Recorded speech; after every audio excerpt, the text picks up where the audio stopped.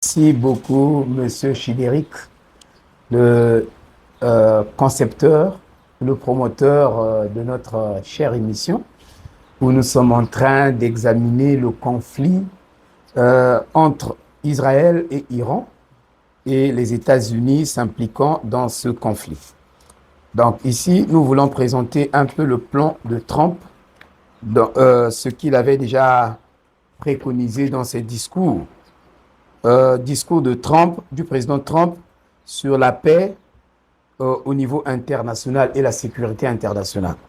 Et si nous examinons le plan de Trump, appelé les accords d'Abraham, et nous allons nous rendre compte pourquoi les États-Unis s'est impliqués dans ce conflit.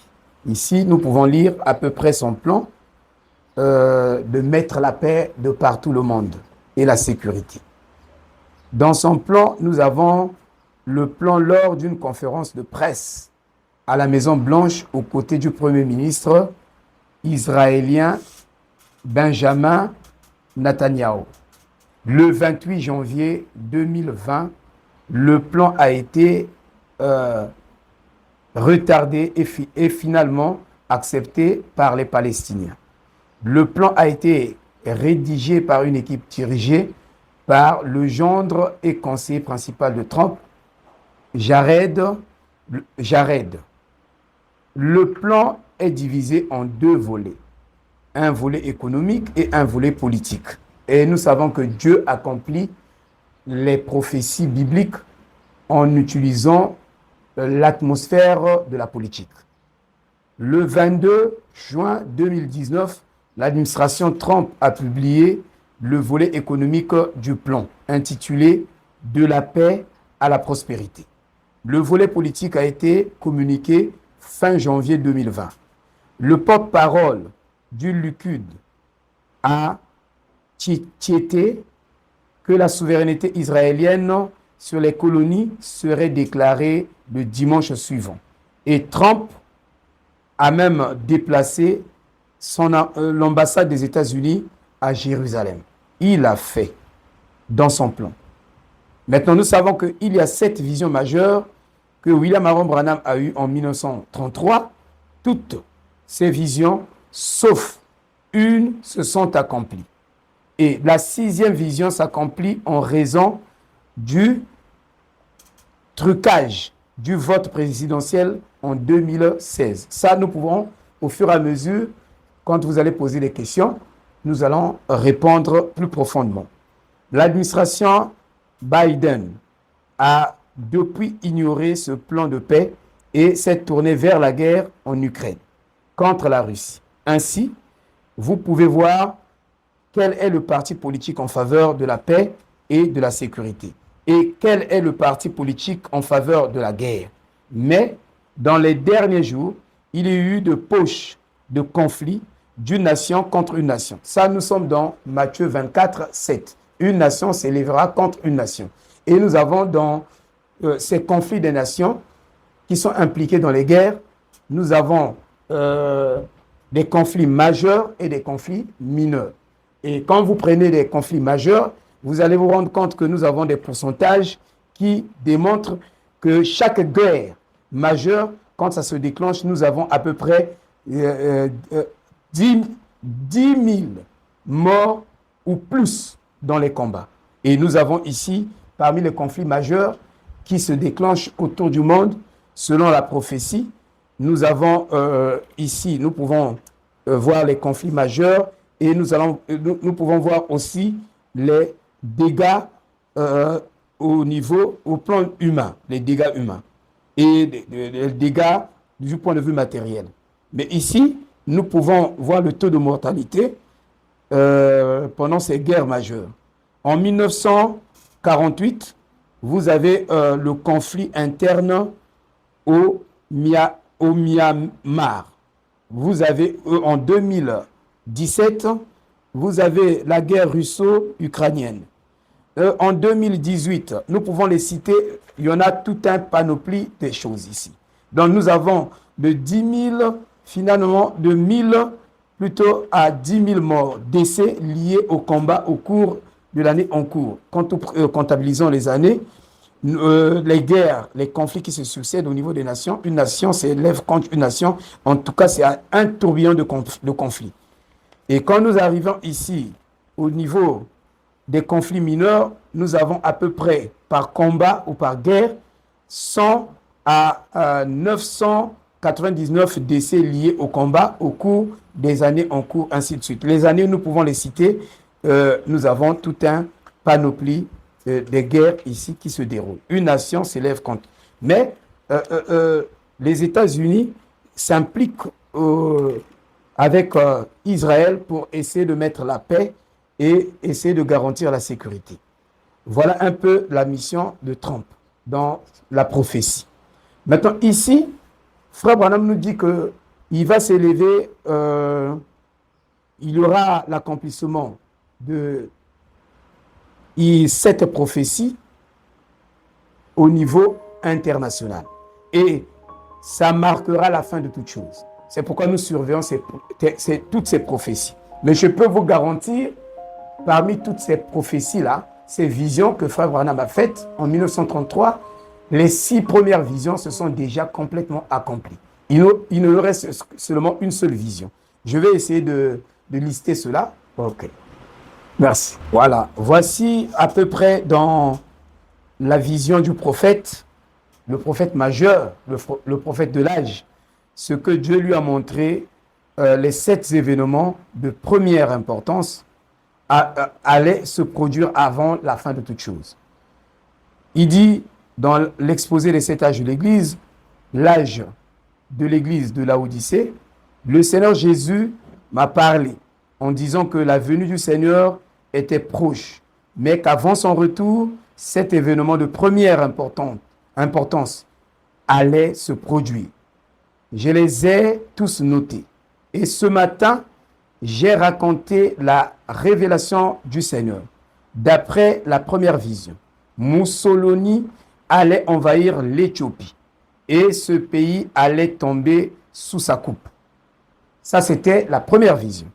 Il dit, cette vision a causé pas mal de remous et certains se sont mis en colère fort quand je l'ai raconté et n'ont pas voulu y croire. Mais elle s'est réalisée telle que Dieu l'avait montrée. Il est tout simplement entré dans le pays avec ses armes modernes et il a pris le pouvoir. Les autochtones n'étaient vraiment pas de taille. Mais la vision disait aussi que Mussolini aurait une fin horrible quand son peuple se retournerait contre lui. C'est arrivé exactement comme cela a été dit. Et cette première vision, parmi les 7, s'était accomplie. La deuxième vision, la vision suivante annonçait qu'un Autrichien du nom d'Adolf Hitler s'élèverait et deviendrait le dictateur de l'Allemagne et qu'il entraînerait le monde dans la Première Guerre mondiale. Elle montrait la ligne Stelfried et tout le mal que nos troupes auraient à la franchir. Ensuite, elle montrait que Hitler aurait une fin mystérieuse. La deuxième vision s'était complètement accomplie. Troisième vision, le domaine de la troisième vision était celui de la politique mondiale, car elle me montrait qu'il y aurait trois grands ismes, le fascisme, le nazisme et le communisme, mais que les 2 premiers ismes seraient absorbés par le troisième qui est le communisme. Cette vision, la troisième, s'est complètement accomplie. La voix m'exhortait, observe la Russie, surveille le roi du Nord. Il dit, la 4e vision montrait les grands progrès de la science, que la science ferait. Donc, vous voyez dans la 4e vision, nous avons les progrès de la science. Et Dieu a même laissé la science arriver jusqu'au point où la science essaie presque de créer la vie. Vous voyez, Dieu laisse ça. Et il a laissé aux scientifiques arriver jusqu'à ce point-là. Mais ça représente seulement une tour de Babel. C'est comme Nimrod qui voulait atteindre Dieu.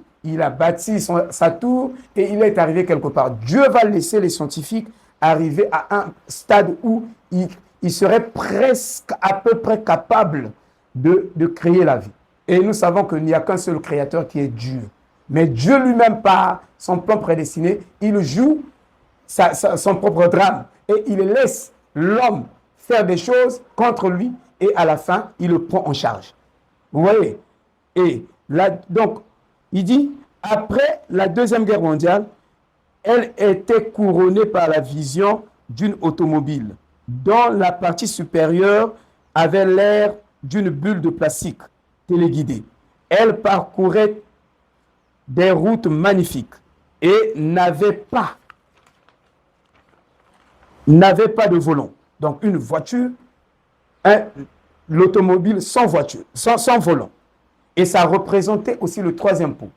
Et Frère Branham dit que ça, dans la prophétie, quand la science évolue, découvre quelque chose sur le plan scientifique, et Dieu envoie un savant spirituel pour faire la découverte de quelque chose qui pourra avancer aussi l'Église. Si la science avance, l'Église aussi doit avancer. Il a parlé de l'ère du cheval comme moyen de transport, la voiture, l'avion et la fusée. Et il dit que nous sommes dans l'âge de la fusée, dans l'âge de la vitesse de la pensée.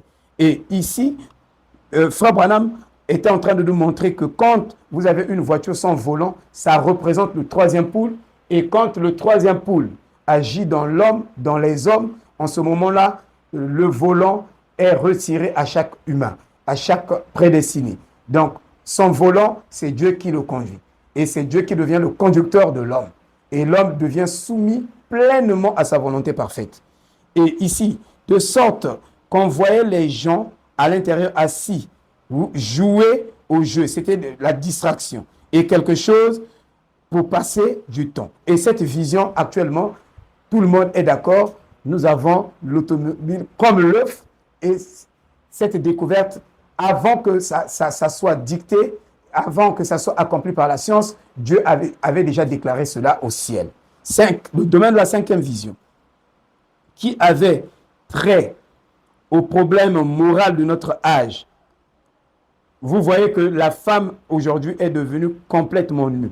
Et Frère Branham dit dans la cinquième vision que la femme va porter seulement pour se couvrir les feuilles de figuier.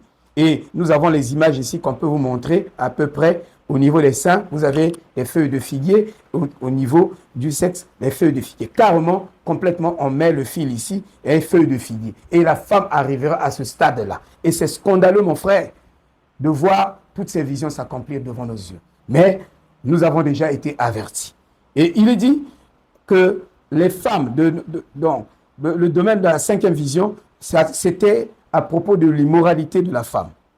Et la femme va quitter sa maison. C'est-à-dire laisser le mari prendre soin des enfants et elle est dehors.